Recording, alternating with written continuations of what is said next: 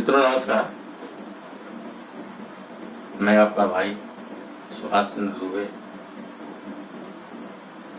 मित्रों, मैं आज एक ऐसे विषय पर आपका ध्यान आकर्षित करना चाहता हूं जो आपके लिए जानना बहुत जरूरी है। उसके पहले मेरा आपसे विनम्र निवेदन होगा कि यदि आप हमारी बातों को पसंद करते हैं तो हमारा YouTube चैनल है सुभाष चंद्र दुबे गोरखपुरी।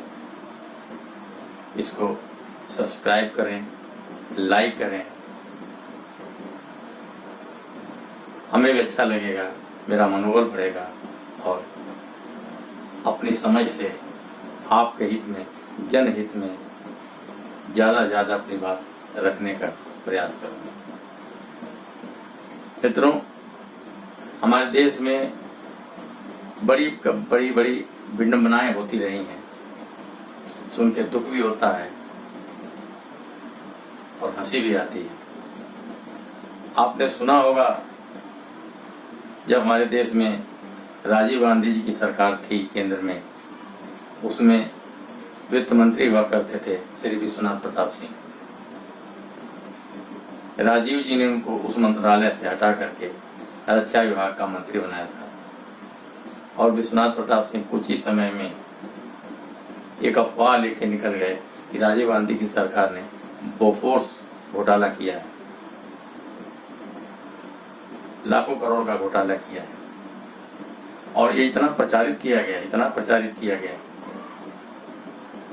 कि चुनाव में राजीव गांधी जैसे ईमानदार प्रधानमंत्री, देश में कंप्यूटर क्रांति लाने वाले अग्रिम सोच के व्यक्ति चुनाव हार गए और विश्वनाथ प्रताप सिंह उसी अफवाह के बदौलत चुनाव जीत गए। वेद में क्या क्या हुआ आप सब जानते हैं, लेकिन इतना तय है कि तब से आज तक बोफोर्स घोटाला साबित नहीं हुआ। किसी भी अदालत से साबित नहीं हुआ, किसी जांच एजेंसी से साबित नहीं हुआ और मामला आया गया हो गया। और अब तो इस दुनिया में विश्वनाथ प्रताप सिंह जी भी नहीं है और राजीव गांधी जी भी नहीं।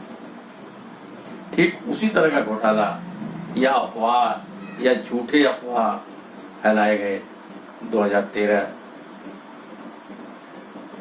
से लगातार, बल्कि 2012 के आखिरी से लगातार फैलाए गए। और उस वक्त केंद्र में मनमोहन सिंह जैसे ईमानदार व्यक्ति की सरकार थी, जिनका आज तक कोई सानी नहीं हुआ ईमानदारी में, योग्यता में, अनुभव में, अग्र सोच में। लेकिन मनमोहन सिंह जी के ऊपर 1,76,00,000 रुपए के घोटाले का आरोप लगाया गया। उसमें कुछ कई संगठन जुट के इसको बड़ी हवा दी है कि हमारे देश में 2G स्पेक्ट्रम घोटाला हुआ है करोड़ों रुपए का, कोयला खदानों का घोटाला हुआ है करोड़ों रुपए का।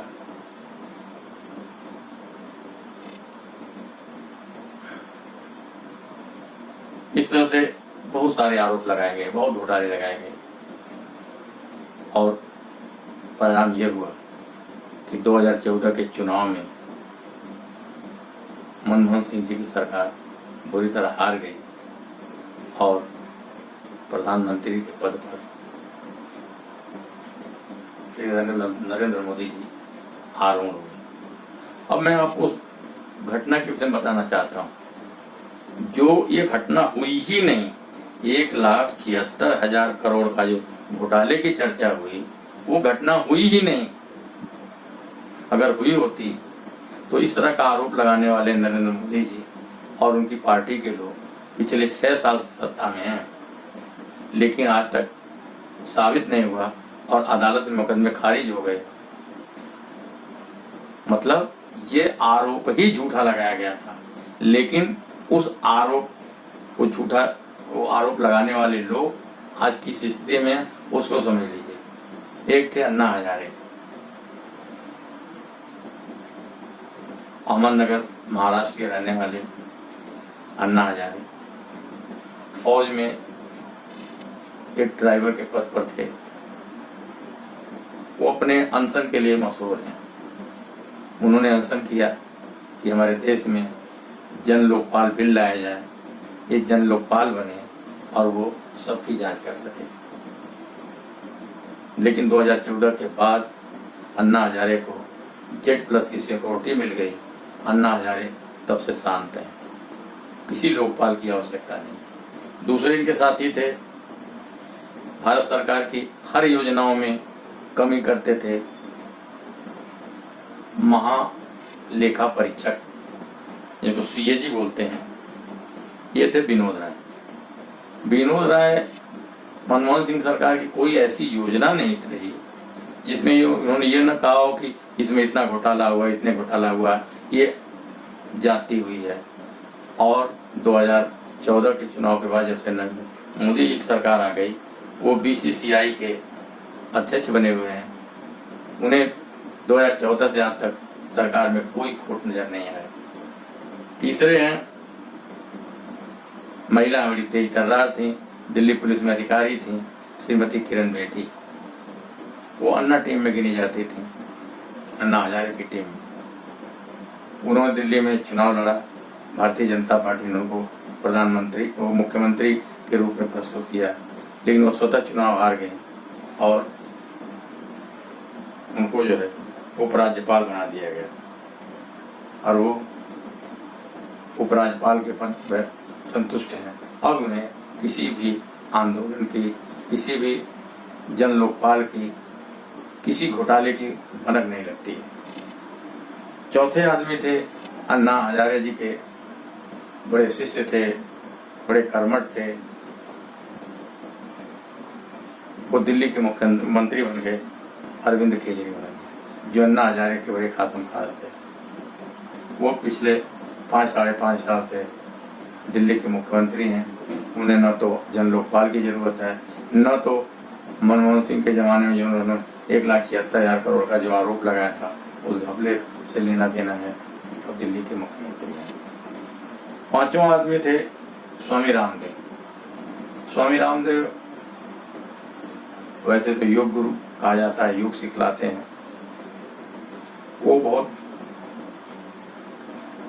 आवेश में थे, बड़ा प्रचार करते थे कि हमारे देश में जन लोकपाल आएगा तो भ्रष्टाचार खत्म हो जाएगा। हमारे देश के करोड़ों रुपए जो हैं, अरबों रुपए हमारे विश्व में स्विस बैंक में है, काला धन जिसको बोल रहे थे।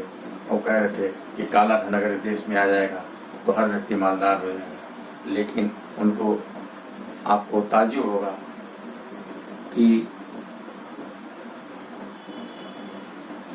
2000 करोड़ की उनकी जो है लोन माफ कर दिया इसी भारतीय जनता पार्टी की सरकार ने। 2000 करोड़ और वो अपना अच्छा खासा व्यापार चला रहे हैं।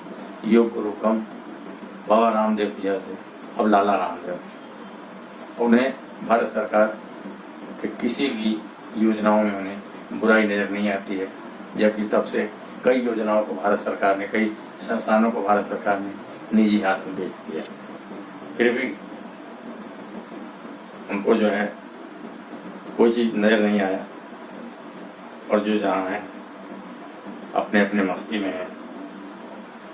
उसी तरह से पांचवें आदमी थे हमारे देश के प्रधानमंत्री माननीय नरेंद्र मोदी जी। वो भी बड़ी बड़ी डींग हाँकते थे कि मनमोहन सिंह सरकार में ये हो गया, ऐसे हो गया, वैसे हो गया। लेकिन पिछले 6 साल से उन्होंने अब तक रेलवे स्टेशन भेज दिए, हवाई अड्डों को भेज दिया, BSNL और MTNL बेचने के चक्कर में है, भारत पेट्रोलियम बेचने के चक्कर में है, लेकिन उन्हें कोई कहने वाला नहीं है। और हमारे देश की जनता सब देख रही है, लेकिन सब लोग किन कर्तव्य मूल हो गए हैं, कुछ तो भक्त हो गए हैं और जनता ठगी सी है। मेरा मतलब कहने का ये था कि हमारे देश की जनता ऐसे मतिभ्रम कैसे हो जाती है कि लोग झूठे आरोप लगा करके अपने प्रचार प्रणाली के तंत्र के बदौलत इतना प्रचारित कर देते हैं कि देश की जनता अपने दिमाग का इस्तेमाल नहीं करती और इस बातें मान जाती है और ईमानदार सरकारें गिर जाती हैं और ऐसे लोग सत्ता पे आ जाते हैं जिनका मैंने आपको नाम दिया। सीएजी के श्री विनोद राय महालेखाकार थे। हर आरोप मनमोहन सिंह की सरकार में आरोप में इन्हें खोट नजर आता था। पीसीआई के चेयरमैन बन गए, मसला है। ये हमारे देश के सेना के जनरल थे, वो भी अन्ना हजारे टीम के थे, केंद्र में मंत्री हैं। कहने का मतलब ये है कि जिन लोगों ने आंदोलन उठाया था मनमोहन सिंह सरकार के खिलाफ, 6 साल में एक भी आरोप साबित नहीं हुआ और सारे केस खत्म हो गए। मतलब आरोप लगा ही नहीं था ही नहीं। और इन लोगों ने देश की जनता को गुमराह किया। एक ईमानदार सरकार गिर गई, जनता गुमराह कर दी गई और अब जिस सरकार को इस देश की जनता ने चुना है उनका परिणाम आप सबके सामने है। इसलिए मेरा कहने का मतलब यह है कि जो प्रजातंत्र में मजबूत हो, हमें उसके प्रचार पर ही विश्वास कर लेना चाहिए, ऐसा नहीं है। इससे देश का बड़ा अहित होता है। मनमोहन सिंह ने आर्थिक संकट जब पूरी दुनिया में था, भारत को उबार ले गए थे।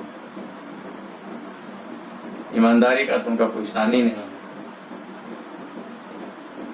इसलिए मैं आप सब लोगों से चाहूंगा कि एक जागरूकता इस देश में आ जाए, लोग देश के विषय में भी सोचें, अपने ही रोजी रोटी के चक्कर में इतना व्यस्त न हो जाए कि जो भी बाहर आवाज फैलाई जाए, झूठे अफवाह फैलाई जाए, उस पर विश्वास कर लें। देश के लिए आप समय निकालिए, देश के लिए ये भी सोचिए, देश के राजनीतिक दलों के विषय में सोचिए। जब देश रहेगा तो हम रहेंगे। आज आप देख लीजिए, अभी लोग बहुत खुश हैं, कुछ लोग, यार सरकारी कर्मचारी कुछ काम करते ही नहीं है, बड़ा अच्छा रहेगा, निजीकरण हो जाएगा। उसका एक ताजा उदाहरण आपको दे दूं कि रेलवे में प्लेटफार्म टिकट जो 20 रुपए का था, रेलवे ने 50 रुपया कर दिया है और उसकी क्या वैलिडिटी थी, केवल 2 घंटे की है।